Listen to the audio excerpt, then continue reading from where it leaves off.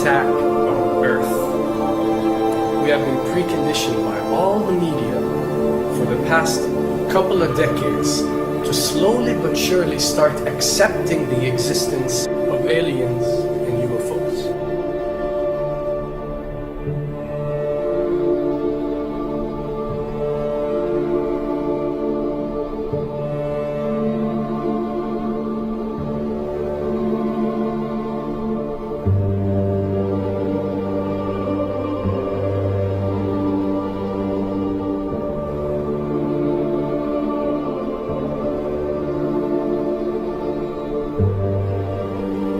I can tell you right now that 99% of every UFO sighting that has ever taken place has actually not been an unidentified flying object, because this has always been military technologies.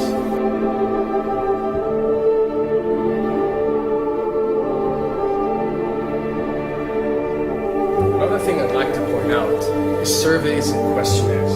You know, we get surveys and questionnaires all the time, sent out by the state or by the government or by our rulers and our officials and so on and so forth. Do you really think that these ruling powers care about what you think? Do you really think that they're waiting to ask you and receive your answer before making a decision?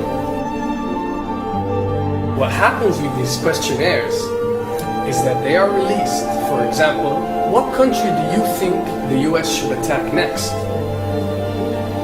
And if it yields back results like 70% of the US population believe Iran is the next country that should be attacked, this is actually a study conducted for the effectiveness of the media propaganda that they are using. So when they get such results, they look at it and they be like, all right, amazing. Our media propaganda is working.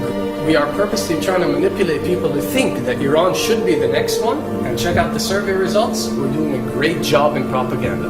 That's what it's all about. And if the results come back and they aren't up to par, so let's say 20% want war with Iran and 80% want actual peace, they say, okay, so now we have to go and rework our media propaganda and make it more effective so these percentages change.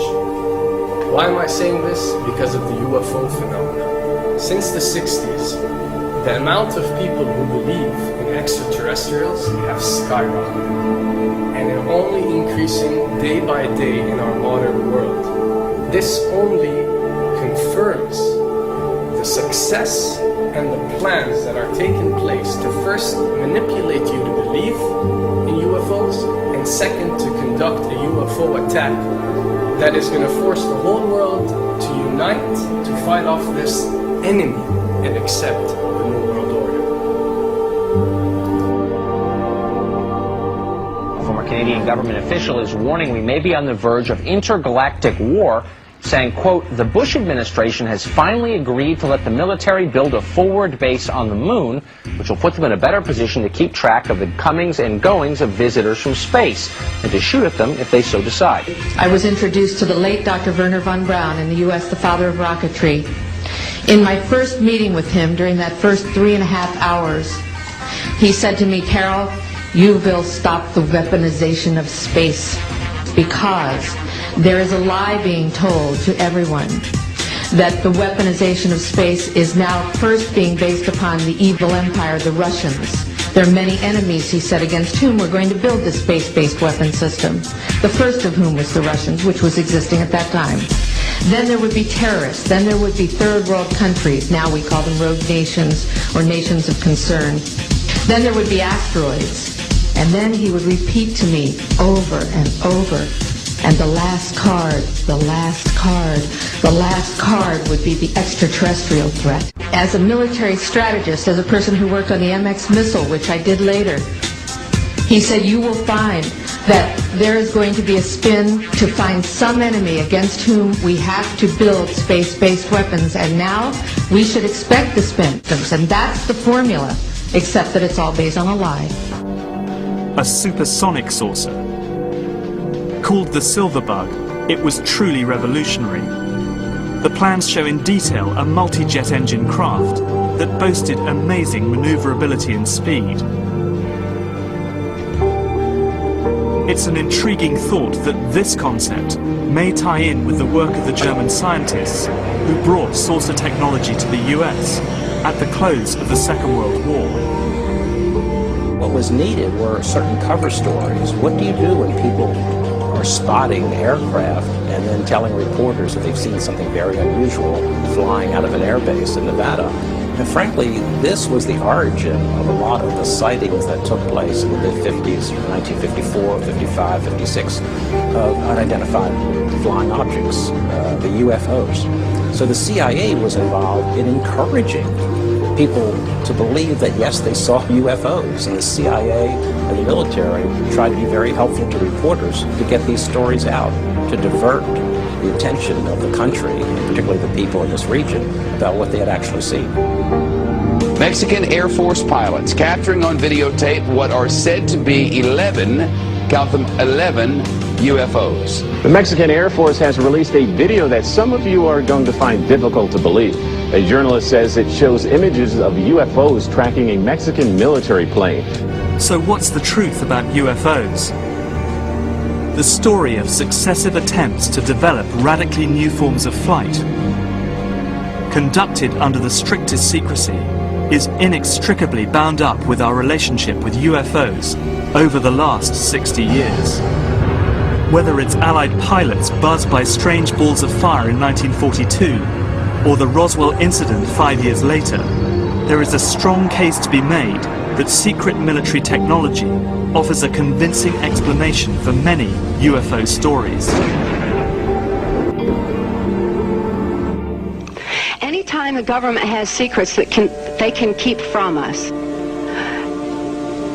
they can manipulate us by those secrets. In essence, they still remain 25 years at least ahead of us in technology, information, and knowledge, and secrets, and they are using them against us. I heard over the years many times over that the plan to usher in the New World Order would be to make all the people in this country and around the world feel totally helpless to prevent the New World Order from occurring, this world dominance plan, by saying that we had been invaded by aliens, so that we would say, oh please UN, come in and help us all. So bear in mind that there is a plan, orchestration, to get people to be submissive through the secret technology and information that they're keeping from you under the blanket of the so-called National Security Act.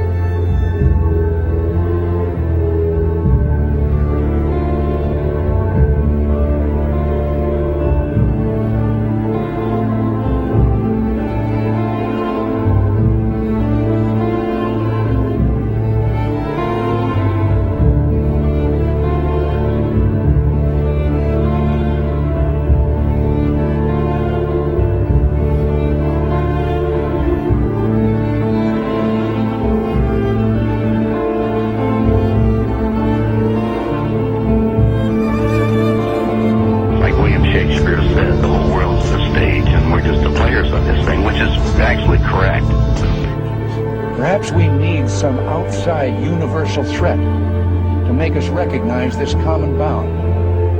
I occasionally think how quickly our differences worldwide would vanish if we were facing an alien threat from outside this world.